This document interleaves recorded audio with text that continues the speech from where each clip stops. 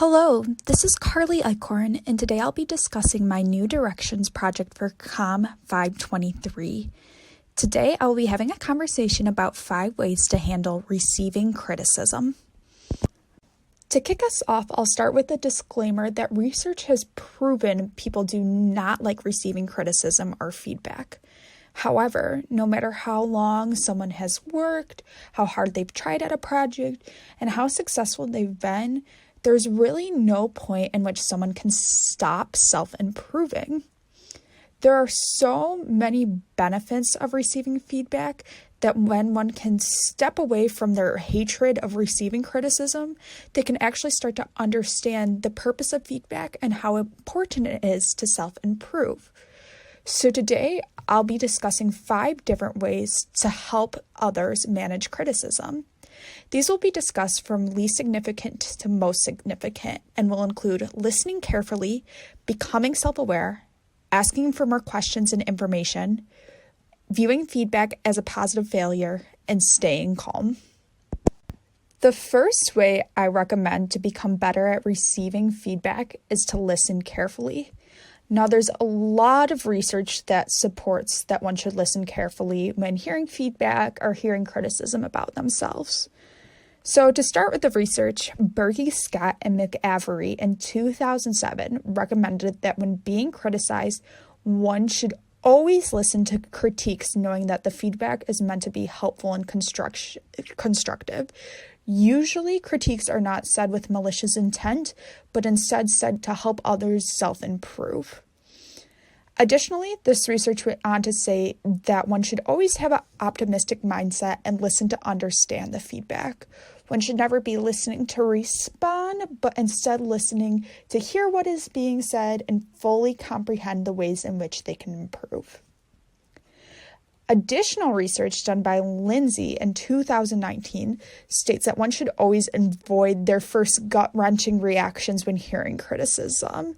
Instead, people should listen closely. By listening closely, this allows the criticizers to share their complete idea without being interrupted, but then also allows the person being criticized to fully hear another perspective.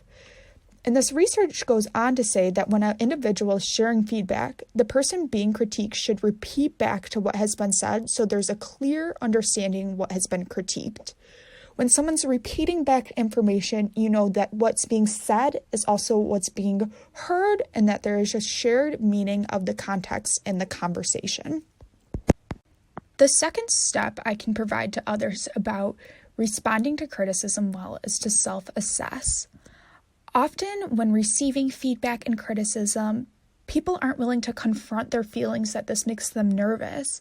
And it's human nature that we are really poor at receiving criticism because we have information deficits, we believe we're receiving inadequate information, or we're unrealistically optimistic. Research recommends dealing with our feelings and self-assessing through criticism to look at a smaller picture rather than the bigger picture overall. When we look at criticism on a smaller scale, one can see individualistic and tinier ways in which they can improve slightly to become a better performer, instead of overall hearing a lot of criticism that can be overwhelming and honestly too hard to handle. And if you realize that when receiving criticism, it's too much for you to handle or that it leads to a larger issue, it's okay to stop the conversation and ask for a follow-up.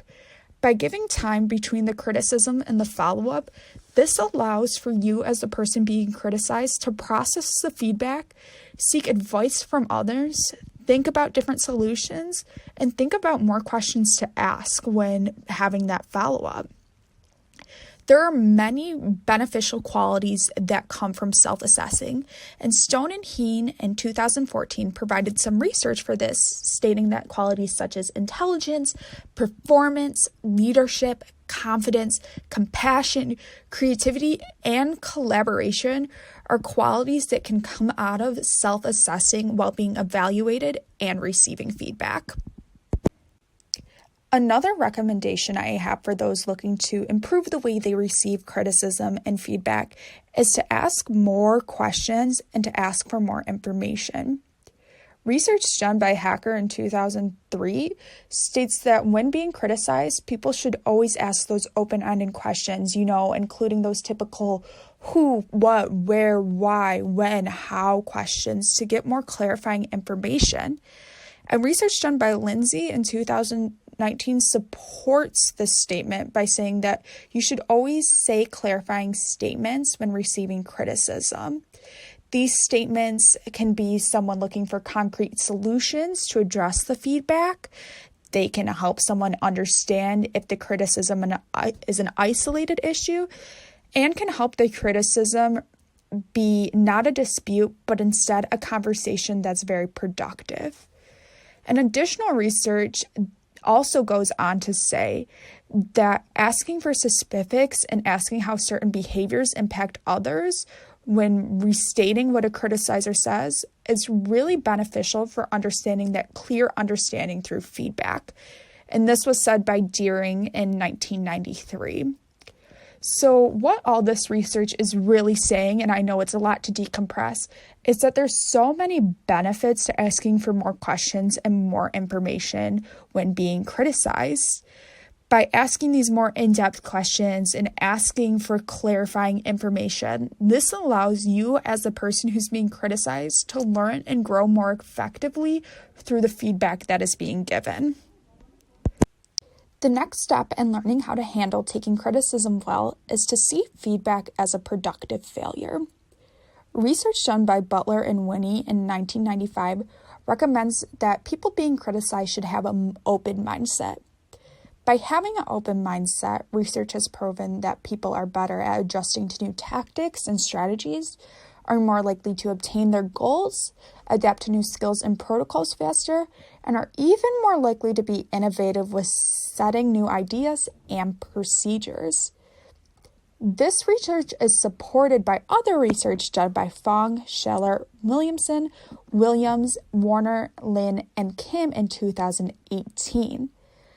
This research did a study where they found that people who correlated the words constructive criticism and failure together by not having an open mindset found that after an evaluation, these people often had feelings of low self-efficacy, anxiety, and loss of hope.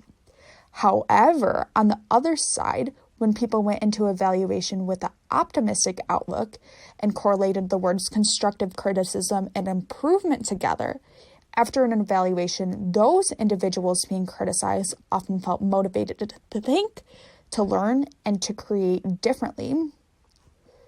To go off of that, research supported some ways and gave us some ideas to view feedback as a productive failure instead of having a closed mindset. These ways include an understanding that constructive criticism is well-intended and it's planned to be targeted appropriately. It's never really said with ill intent or a way to shoot somebody down if it's meant to be constructive criticism. Always, feedback is meant to be helpful as well.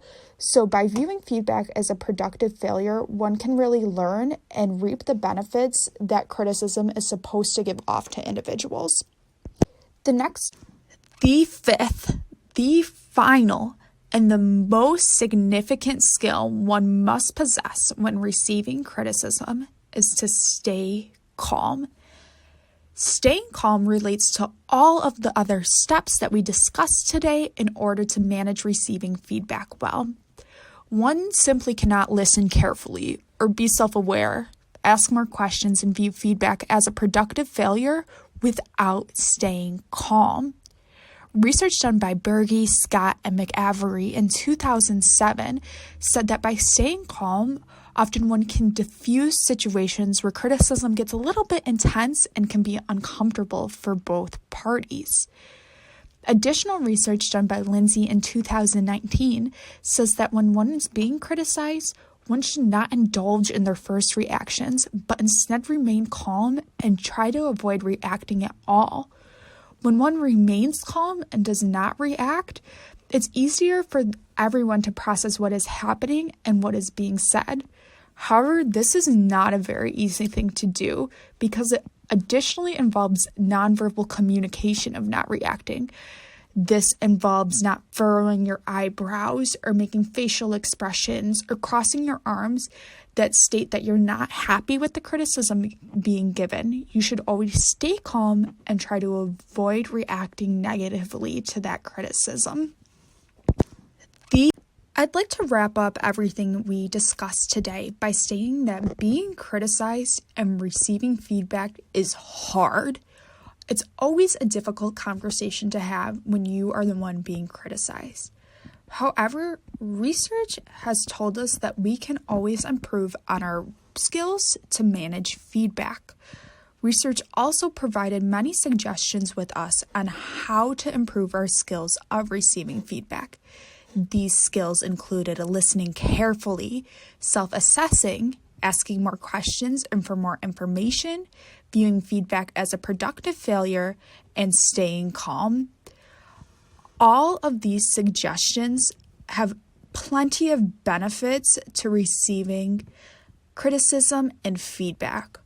Often people miss out on important insight and helpful ways to improve. And criticism should be accepted, knowing that it can help you in the long run and enable you to become more successful. I know that receiving feedback is tough, but with the right mindset and skill set, you can view criticism as a helpful and valuable learning opportunity. Here, I have listed all the references and research used to put together this discussion for us.